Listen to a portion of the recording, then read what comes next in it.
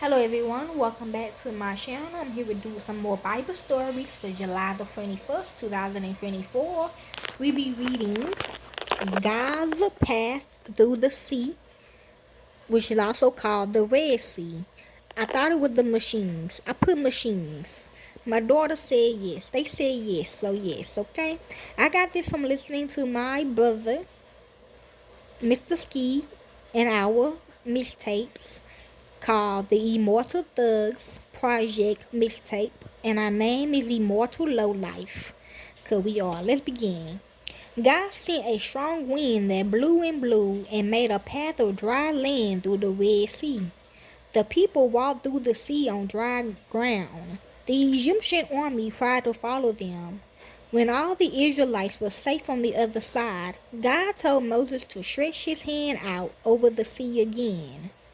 Moses parting the Red Sea is one of the most spectacular miracles in the Bible. Okay, I feel like it's about James because he was in our family lineage. Because that was his wife. The dramatic story plays out as the Israelites were escaping from slavery in Egypt. Trapped between the sea and the pursuing army, Moses tells the people to stand firm and see the deliverance of the Lord. God opens a miraculous way of escape by clearing a dry path through the sea. Once the people are safely on the other side, God sweeps away the Egyptian army into the sea.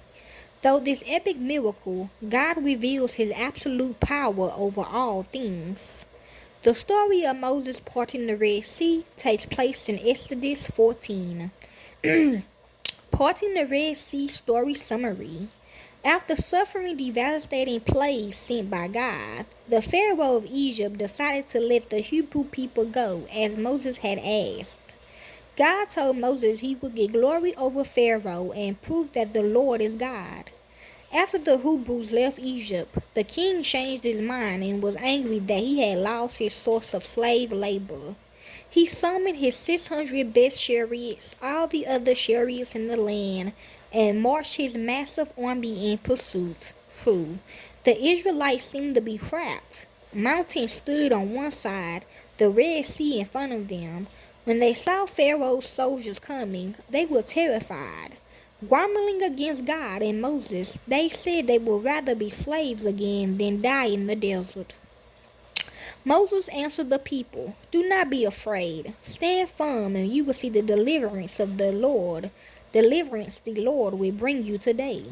The Egyptians you will see today, you will never see again.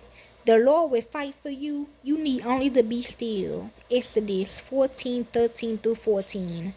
The angel of God in a pillar of cloud stood between the people and the Egyptians, protecting the Hebrews. Then Moses stretched his hand out over the sea. The Lord caused a strong east wind to blow all night through, parting the waters and turning the sea floor into dry land. And talking about the Lord on this part, my James. During the night, the Israelites fled through the Red Sea, a wall of water to their right and to their left. The Egyptian army charged in after them. Yes, we all got blew up. I ain't gonna capture y'all. Watching the chariots race ahead, God threw the army into a panic, clogging their chariot wheels to slow them down. Once the Israelites were safe on the other side, God commanded Moses to stretch out his hand again. As morning returned, see, when we all came back, the sea rolled back in, covering the Egyptian army. Its chariots and horses, not one man survived. After witnessing this great miracle, the people believed in the Lord and his servant Moses. Points of interest. The exact location of the miracle is unknown.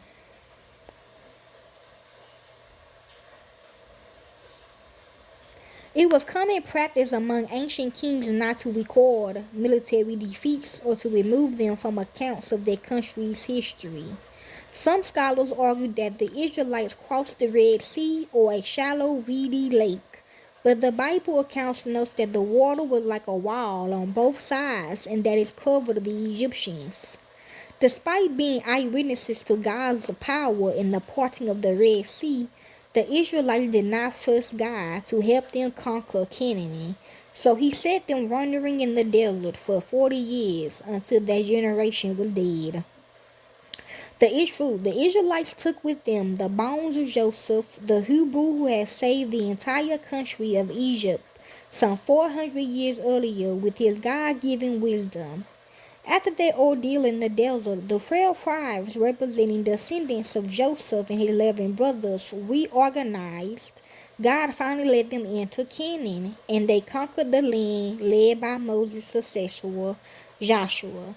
The Apostle Paul pointed out in 1 Corinthians 10:1-2 that the Red Sea crossing was a representation of New Testament baptism. Red Sea, key verse. And when the Israelites saw the mighty hand of the Lord displayed against the Egyptians, the people feared the Lord and put their trust in him and in Moses, his servants. Exodus 14:31. The review questions. How was the Israelites trapped?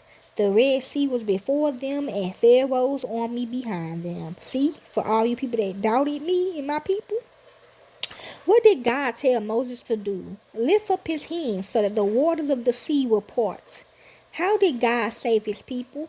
They crossed the sea on dry land and the water swallowed up the Egyptian army. Do you think it would have been hard for the Israelites to trust God? Why or why not? Okay, the crafts.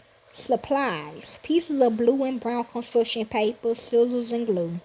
Have the kids cut the blue sheets in half and made 3-inch cuts down each side. Use the scissors to curl each of the cuts so they look like waves.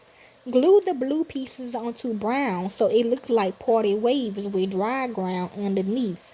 Have the kids write, God provides a way of escape for his people. Who? On his people. On the brown piece that shows through.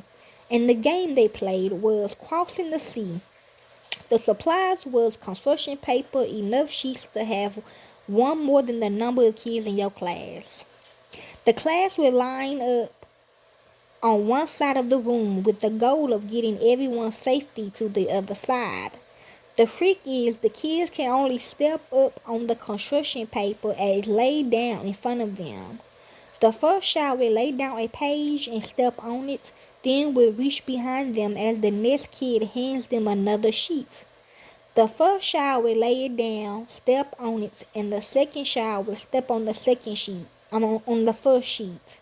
Have the class continue in this way, leaving down new sheets and traveling one child at a time till everyone is across. It was funny to me though because we lose lava.